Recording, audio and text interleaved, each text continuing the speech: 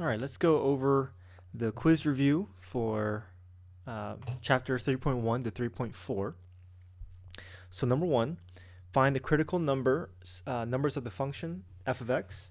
So when we find critical numbers, we're simply finding the derivative and then setting the derivative equal to 0 and solving for x. So we go through power rule. 2x cubed becomes 6x squared. 8x squared becomes negative 16x. 10x goes to 10. We have our derivative function. We set that equal to 0. And then we factor. We can factor 2 out, leaving us with 3x squared minus 8x plus 5. Continue factoring. We get 3x minus 5 and x minus 1. The 2 has no variable attached to it, so that goes away, leaving us with 2 factors, 3x minus 5 and x minus 1. We solve for x. We get 5/3 and x equals 1. All right, number 2, find the absolute extrema. So to find the absolute extrema, we first need to confirm that our function is continuous on the closed interval. And we have a polynomial function, so we can definitely state that. So we can say f of x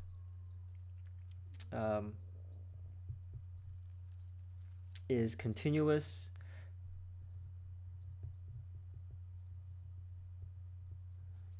on the closed interval from -2 to 3. Okay, simply because we have a polynomial function.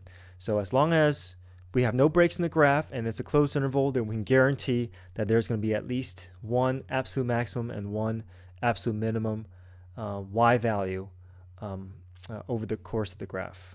So we know we have to test endpoints.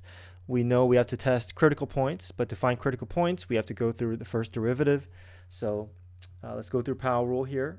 2x cubed becomes 6x squared. Negative 3x squared becomes negative 6x. Negative 12x becomes negative 12. We can factor out a 6, and it leaves us with x minus 2 and x plus 1, so we get 2 and negative 1. So we want to make sure that our critical points fall between the intervals. So 2 falls between -2 and 3. Negative 1 also falls between -2 and 3. So we'll be testing all 4 values, the 2 endpoints and the 2 critical values. We plug them each into the original function because we want to find out what the physical y values are for each of these critical values and endpoints. So we plug -2 into the original function, we'll get -3. Plug 2 back into the original function, we'll get -19. Plug 3 back into the original function, we get -8.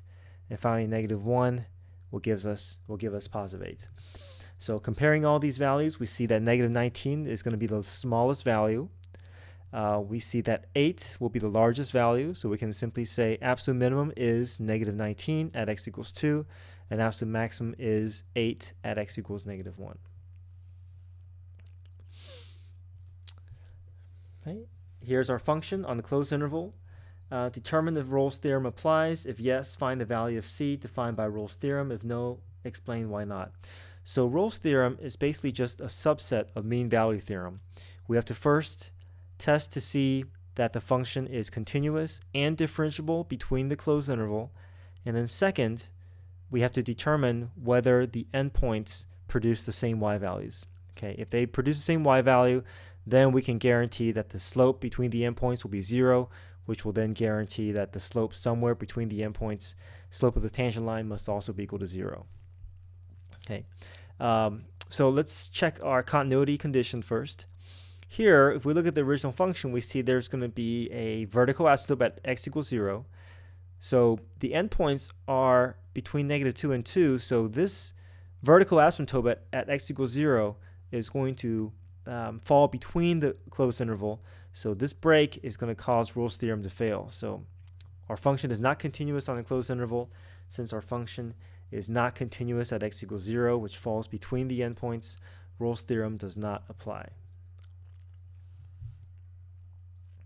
Here's our function. Determine if the mean value theorem applies. And if yes, find the value of c defined by the MVT. So here we're looking at our function. The only thing that will make this undefined is if we have a negative, what's inside the parentheses, a negative value that comes out of the parentheses because we have a square root. But both 3 and 5, 3 will produce a positive number and 5 will produce 0. So we're okay there. We know the graph will be continuous. So now we're going to test our critical, see if we can find our critical values, and also determine if there's any differentiable issues with the function. So we go through our derivative process, bring down the 1/2, keep the parentheses, subtract 1 from the exponent, multiply it by the inside function's derivative, and then we simplify, we get 5 over 2 root 25 minus 5x. The issue here is going to be values that's less than 5. Values greater than 5. So that is not going to affect our closed interval. So we know our function is continuous on the closed interval and differentiable on the open interval. So we know mean value theorem will apply. Okay. So now we can take the appropriate steps for mean value theorem, which is that we find the slope between endpoints, and then we set that average slope equal to the derivative function. Okay. So we need to find the order pairs at endpoints. So we plug our endpoints 3 and 5 into the original function separately. So plug 3 in, we'll get negative root 10. Plug 5 into the function, we'll get 0. So we can simply find the average slope. So change in y over change in x, we'll get root 10 over 2. So we set our average slope equal to the derivative function. Once we have that, I can do cross product, and then I can simply try and solve for x here. I'm going to divide by 2 to get 5, square both sides. I get 25 is equal to 10 times 25 minus 5x. Keep simplifying, and then this will bring me all the way down to negative 45 equals negative 10x. Divide by negative 10, we get 9 over 2, and so our c value is 4.5. So at 4.5 is where the slope of the tangent line is going to be exactly the same as the slope of the slope between endpoints, the average slope between endpoints. All right, number 5, we have our function. Find the interval where our function is increasing and decreasing.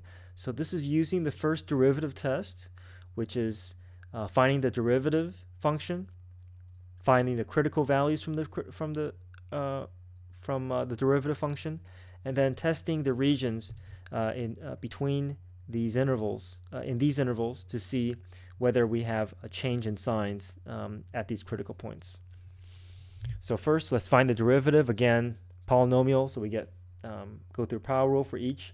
3x squared minus 8x plus 5. We can go ahead and go through factoring. We get 5/3 and 1. So we put them both on the sign line, and then we test values in each interval. If I plug 0 into, remember, when you're plugging values, you have to plug values into the derivative function. You don't want to plug them back into the original equation, because we're trying to locate the behavior of the slope at each of these regions. We're not finding the order pairs just yet. So if I plug 0 into the derivative function, I'll get a positive value. If I plug 1.5 or 1.1 into the derivative function, I will get a negative value. So this will give me positive, but this will give me negative.